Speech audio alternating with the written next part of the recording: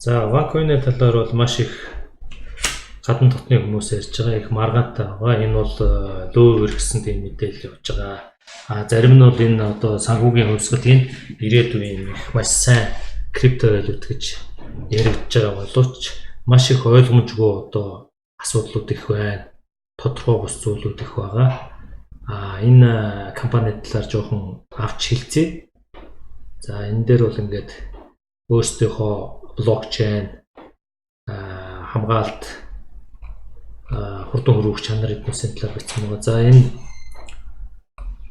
OneCoin бол KYC бүртгэлтэй. Сүүлийн үед бол энэ KYC бүртгэл өөрийнхөө хэрэглэгчийг тань гэсэн юм шаардлагыг бол биржүүд болон крипто валютад тавьж байгаа. Энийг анх гаргаж тавьснараа бол энэ OneCoin бол зайлшгүй бол маш сайн байгаа боловч яг одоо энэ KYC бүртгэл бол төвлөрсөн бүртгэлд бол их хэрэгтэй. Төвлөрсөн бирж юм уу крипто валют тодорхой тэр хэрэглэгчдийн мэдээллийг авч хадгалдаг банкны одоо харилцагчийн мэдээллийг хадгалдаг шиг юм KYC view know your client гэдэг ийм стандартыг мөрж байгаа. За, 120 тэрбум байна. За, энэ ямар ч крипто валютад бол баг чухал байдаг. За, энэ нэг дутагдaltaй юм нь бол энэ яг Ружа Игнатова бол өөрөө энэ маш сайн эдийн засагч болон санхүүж банкны системд ажиллаж исэн хүн гэж байгаа боловч 2017 оноос хойш өөрийнх нь сураг тасарсан. Яг ямар баг байдаг талаар энэ цаашд гарах энэ сайтууд бол энэ компани мэдээллүүд дээр бол байдгүй. Ружа Игнатова 2017 оны намраас хойш өөрөө олон нийтэд үзэгдэхэ болсон. Түүний дараа түүний дүү Константин Игнатов бол энэ компани удирдах явж GLG Group буюу New Generation гэж шинэ одоо хүмүүсийг бол энэ компанид татан оролцуулж ажилласан байгаа. Гэвч яг өнөөдрийн байдлаар бол энэ Нью-Йоркод бол 3 сарын өмнө баригдаад хоригдсон байгаа. За, энэ BOP government гэдэг хаягнаас бол харж болно. За, бүгдээрээ харъя.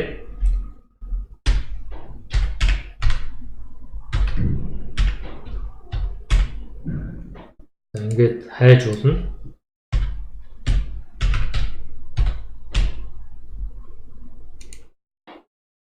За, ингэнгүүт энэ Нью-Йоркийн өмнөд мужийн прокурорын газар шүүхийн хорих газар бол ингээд хоригдсон мэдээлэл нь байгаа. 33 настай. Гарах хугацаа тодорхойгүй гэдэг иймэрхүү байдалтай байж байгаа. За, энэ баг бол иймэрхүү. За, merchant гэдэг энэ дээр бол худалдаа арилжаачид буюу энэ талбар руу орох хүмүүс бол энэ блокчейн дээр бүрдэгдэг merchant гэдэг ингэж явж байгаа. За, Xcoin, Xcom гэдэг энэ сайт гаргаж ирсэн боловч энэ бол одоохондоо ажиллагаагүй болсон. За, энэ байна. Түр хаагдсан байгаа. Энэ бол OneCoin зоостой хүмүүс бол хоорондоо зоосоо шилжүүлэх юм боломжтой юм байсан боловч одоогоор хаагдсан байна. За, экосистемийг ингээд аваад үзье. Энэ дээр бол deal shaker буюу merchant franchise энэ бол сайн одоо эд яригдж байгаа боловч маш их маргаантай. Франчайз байх хэрэгтэй хэрэггүй. Энэ франчайз гэдэг чинь тухайн бизнесийг бол яг энэ OneCoin дээр бол мөрдөж чадахгүй. Тухайн хүний хүчин зүйлээс хамааралтай улс болгонд бол энэ яг нэгдсэн системийг барьж чадахгүй гэдэг энэ гадаад бол Англи, Орос, Казахстан, Украин эднес төр их маргаан гаргаж байгаа франчайзын асуудал дээр. За, энэ бол deal shaker merchant буюу энэ бизнес байгууллагууд энэ бол мэдээж OneCoin зоос өөрөө хүчтэй, үн цэнтэй бирж дээр гарсны дараа бол энд мэдээж бизнес байгууллагууд бол оролцох нь ойлгомжтой боловч ямар нэгэн хэрэгцээгүй юм уу, ирээдүйгүй юм зоосонд бол merchant болж орох бизнес болон хөв хүмүүс бол ховруулуу гэж үзэж байгаа боловч ялангуяа Вьетнам, Өмнөд Солонгос, Латин Америкт бол маш их хүмүүс энэ merchant-ээр орж өөрийнхөө бараа таваар үйлчлэгийг one зоосоор хийгээд эхэлсэн байна. За, энэ exchange бол энэ экосистемд нь бол ажиллагаагүй байгаа. За, яг биднүүсийн үзүүлж байгаа OneCoin сайт бол энэ OneCoin-ы төрүүлж магадaltaй байсан боловч одоохондоо болоогүй. За, энэ мөнгөн гуйлах шилжүүлгийн талаар энэ бас ийм экосистемд оруулсан боловч энэ бол бас ажиллагаагүй байна. Энэ charity гэдэг энэ одоо хандивын ажил нь бол Африк болон Уур орнуудад бол энэ сургууль соёл байгуулах талаар Ruja Ignatova байхдаа бол нэлээд сайн ажиллаж байсан боловч одоо бол энэ талаар тийм сайн мэдээлэл байхгүй. За One Forex уу энэ арилжааны Forex шиг энэ One Zos-оор хийдэг юм бизнес бас экосистемд оруулсан боловч энэ ажиллагаагүй байгаа. One Academy нь бол энэ долоон түвшний академийн сургалт байдаг. Яг үндсэн гол одоо хүүлчилж барьж байгаа буюу энэ криптовалютын зохицуултын хууль байхгүй учраас энэ OneCoin компани хууль байгуулахын өмнө амьд гарах арга нь энийг хэрэгэлсэн болов гэд биднээс дүгнжээ.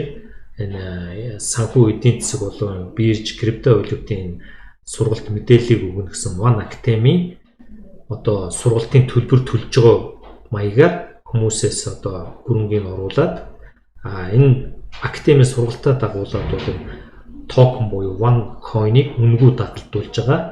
Хүссэн хүмүүс нь бол майнинг явуулна болно гэсэн үндслээр хийсэн учраас хэн нэгэн хүн бол одоо яшээ хөрөнгө оруулсан хүмүүс бол One Academy буюу санхүү эдийн засаг криптовалютын сүүлийн үеийн зах зээлийн мэдээллийг авж байгаагаа төлбөр төлсөн гэдэг энэ бүх зүйлдер бол энэ компани хуулийнхаа талаас хамгаалалтаа хийсэн учраас энэ Монголд хөрөнгө оруулсан хүмүүс тухайн одоо энэ One Life нийгэмлэг болон гишүүн энэ бизнест оруулсан хүмүүлүү бол хандах шаардлагагүй болж байгаа хуулиар бариад явах юм бол академик сургалтыг төлбөр төлөөд авцсан. OneCoin зоос нь бол дагалдж байгаа үнэгүй сурчлагын зоос маягаар явцсан байгаа. За энэ One Life буюу энэ One Life-ийн энэ бизнесийн нийгэмлэгийн гишүүд бол энэ бүртгэлээрээ явдаг. Энэ дээр бол One Life Euro гэдэг сайт ажилладаг байгаа. Эндээс ингээд харахад за энэ бол ажиллаж байгаа. D-Shaker нь хагас дутуу ажиллаж байна. Merchant баг ажиллагаагүй шахуу. One Academy бол сайт нь ингээд байдаг боловч хэрэгжилж энэ дээр сургалт авч байгаа хүмүүс хэр байдаг бол гэдэг эргэлзээтэй асуудал байгаа. Тийм учраас эндээс одоо 3 нь бол нэг хагас дутуу ажиллагаатай энэ 8 зүйлээс бусд нь бол ингээд ажиллагаагүй тэгэхээр баг энэ 30% ч юм уу 20% экосистем ажиллагаагүй байна гэсэн. За энэ One Academy талаар биднээс та нарт ярьсан 7 шатны академи энэ академик сургалтад төлбөр төлөөд дагалдж байгаа OneCoin зоос нь бол урамшууллын зоос. Тэрийг тухайн энэ академик сургалтанд төлбөр төлсөн хүн өөрөө майнинг хийж үн цэнтэй болгох боломжтой гэсэн юм бизнес агуулгаар явж идэг. За One Life Network-ийн сайт нь бол One Life Euro гэдээ байгаа. За энэ дээр бол одоо энэ бүх бүртгэл яаж суулгах уу, бонус урамшуул токен бол нөгөө үнэгүй дагалдуулсан OneCoin токеныг яаж майнинг явуулах уу гэдэг энэ бүх төлбөрийн багц CoinSafe гэдэг энэ бүх юмнуудын талаар бичсэн байна. За энэ exchange хийн гэсэн боловч хийж чадаагүй түрүүний Xcoin, Xcom байгаа. За энэ мөнгөн гуйлгын асуудал бас өгж байгаа боловч одоо бас тодорхойгүй энэ ажиллагаа бол зогссон. За D-Shaker нь хагас дутуу явагдаж байгаа. D-Shaker franchise буюу энэ франчайз эзэмшигч тал дээр маш их маргаантай асуудал үүдэг. Франчайз гэдэг бол ямар нэгэн бизнесийг бусад орн тухайн бизнесийн стандартыг барьж дүрм журмын дагуу яг чанарыг алдагдуулахгүй эрхийг худалдаж авч хийдэг бизнес учраас энэ дээр бол одоохондоо бол энэ OneCoin дээр бол яг франчайзи хийх тийм бүтээгдэхүүн алга, стандарт нь алга, үн цэн нь харагдахгүй байгаа бидний хувьд бол. За энэ One Forex-ийг биднээс ярьсан.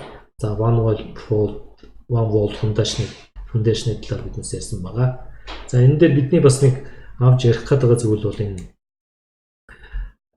OneCoin-ы одоо блокчейн ямар нэгэн криптовалют бол протокол бичигдээд алгоритм дээр хийгдсэн байх ёстой. Энэ талаар одоо бүгдөө харъя. Энэ майнинг гэдэг дээр ингээд дараад үзвэл бол ерөнхийдөө ямар алгоритм дээр бичигдсэн гэдэг нь энэ дээр ингээд бичсэн байна. Энэ бол altcoin биш. Биткойны одоо хувиргасан хувилбар арай өөр гэсэн юм. Гэхдээ X11 дээр бичсэн гэж байгаа. X11 алгоритм буюу скриптээр бичигдсэн. За энэ юу гэдэг талаар ингээд хараад аваад үзье. X11 алгоритмыг анх бол Dash криптовалют гаргасан. Энэ дээр тухайн энэ алгоритмыг гаргасан хүн нь бол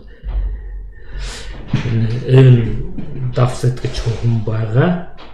Ягаад X11 гэсэн гэхээр 11 хэш шиг нийлүүлж бичсэн ийм алгоритм байгаа. Биткойныг бол алгоритм жоохон муу учраас энийг ингээд сайжруулсан маягаар 14 онд хийсэн байдаг.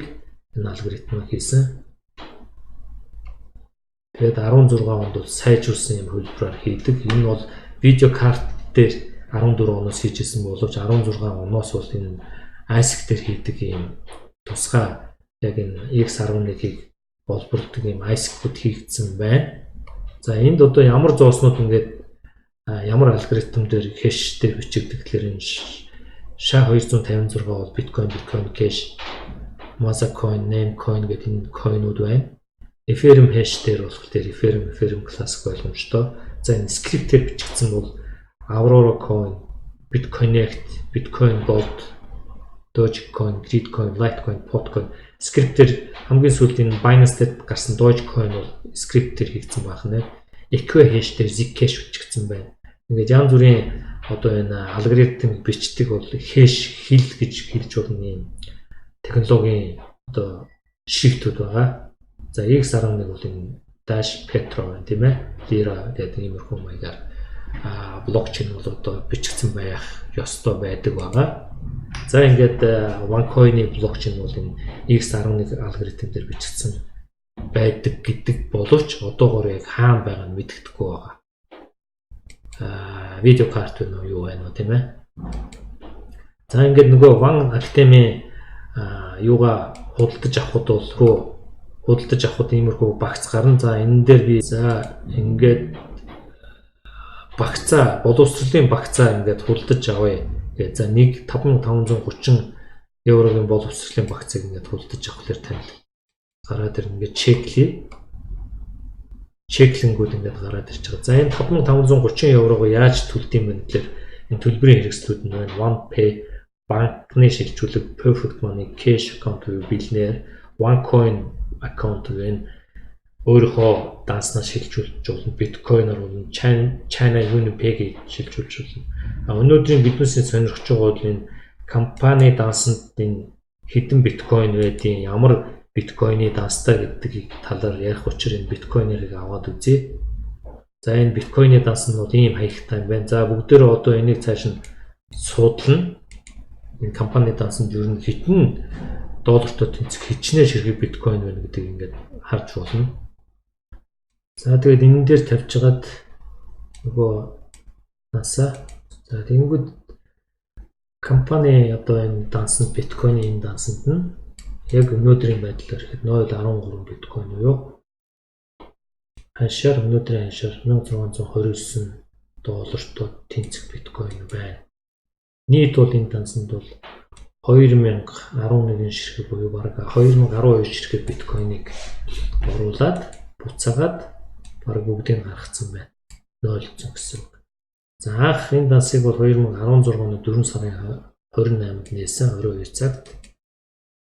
Хамгийн сүүлд биткойн хүлээн авсан өдөр нь бол 8 сарын 4-нд 03 цагт буюу одоогоос 5 хоногийн өмнө энэ данс руу биткойн шилжиж орж ирсэн байна.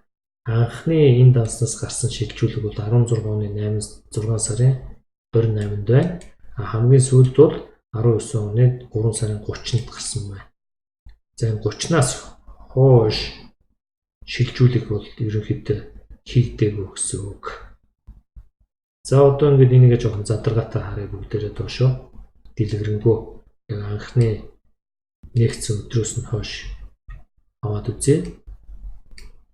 Энэ дээр биднес бол энэ 100 биткойнтой ч юм уу тийм дансан бол эндээсээ гаргаад 100 биткойноо шилжүүлэх хийгээд явсан байдаг. За дэлгэцэн дээр харж байна. Та бүгд 16 оны 4 сарын 28. Энд бол хугацаа нь байгаа. Энд биткойны тоо, энд бол үлдэгдэл буюу нийт балансын дүн, энд мөнгөн дүнгээрээ байж байгаа. Энэ бол хичнээн одоо биткойны ханш гараад ирнэ. За ингээд 16 оны 4 сарын 28-наас хойш ингээд нэмэгдсэн байдаг. За 100 руу гараад ирлээ 5 сарын 21-нд 200 руу 5 сар дотроо 200 болсон байна. За 300 руу 6 сарын 13. За 400 биткойн 6 сарын 22-нд. За энд биткойн яагаад нэмэгдээд байна гэхээр энэ нөгөө One Academy санхүүгийн боловсролын хичээлийг худалдаж аваад байгаа. Хажуугаар нь үнэгүй One Coin-ыг бол дагалдуулж байгаа. Тэрийг та майнинг жуулж явуулахгүй байсан ч болно гэсэн ийм нөхцөлтэй байдаг. За 516 биткойн, 529 биткойн боллоо. За энэ дээр за энэ 529.30 гэдэг энд бол 100 гарсан 6 сарын 28-нд. За анхны нөгөө шилжүүлэгтэй. За энэ шилжүүлгийг харъя бүгдээрээ бас сонирхолтой. За энэ данс руу орсон байна. За энэ дансанд одоо нөгөө 100 биткойн байна. За эндээсээ бас шилжээд гараад авчижээ. 16 оны 28-нд орж ирээд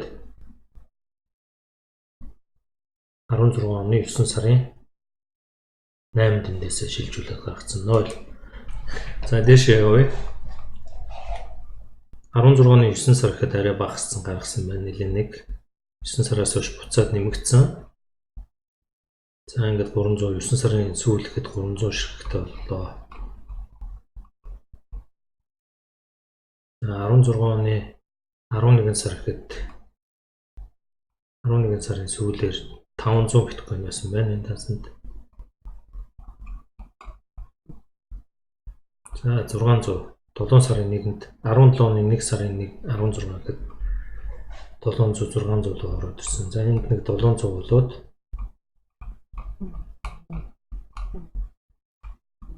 за 3 сард 700 руу ороод ирлээ. За энд гаргажээ. За энэ 233 биткойн гаргасан 17 оны 3 сарын 23-нд. За энэ дансанд одоо мөнгө байна уу бүгдээр харъя. Биткойн байна уу? За ингээд шилжүүлэх гэсэн 0.15 биткойн шилжүүлсэн. За энэ 228. За энэ дансанд бол байна. За энэ дээр бол бид айгүй сонирхолтой зүйлийг та нарт бас биднээсийн бурууч гэж үзүүч гэж магадгүй 228 мянган биткойн яг өнөөдрийн ханшаар бол 2,678 мянган биткойн байна энэ дансанд.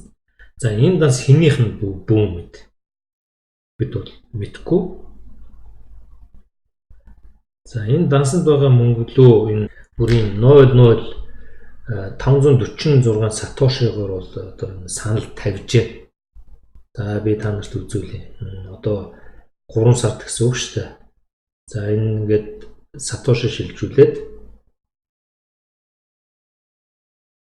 таны биткойныг бол одоо худалдаж авч болно гэсэн юм мэйл ирж байгаа. Энэ данс руу энэ мессенж дотор нь энэ 228 биткойн чи авъя л гэсэн мэдээлэл ирж штэ. Сатошигоор мэдээлдэж байна те. Энэ хүн. Тэгэхээр энэ данс хинийх вэ? Ружа Игнатова юм уу? Хинийх нь мэдэгдэхгүй. Ямар ч байсан нэг 228 биткойн байна. Одоогоор зарим нэг хүмүүс санал тавьсан байна энд. За 17 оны 3 сарын 23-нд орж ирсэн. 18 оны 10 сарын 23-нд энэ юу юм? Харъя бас.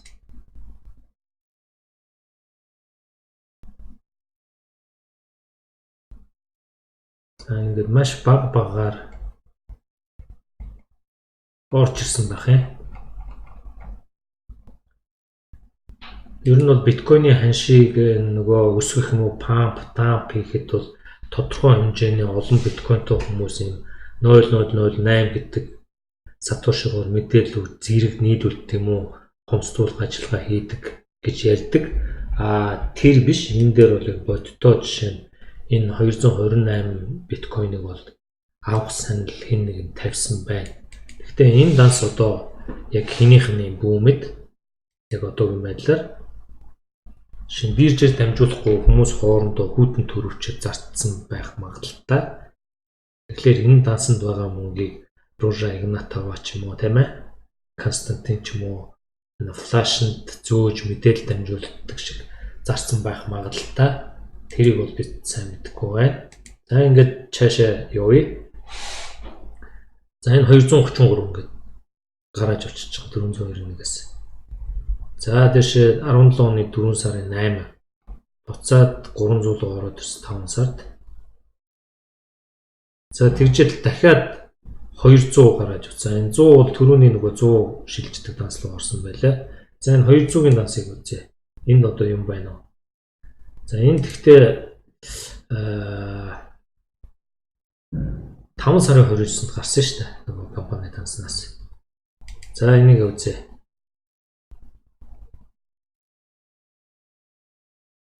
За ийм данс руу орсон юм байна. За энд бол 200 биткойн байж байна. Одоогийн ханшаар нэг 2 сар 349,328 мянган доллартай тэнцэх биткойн байна.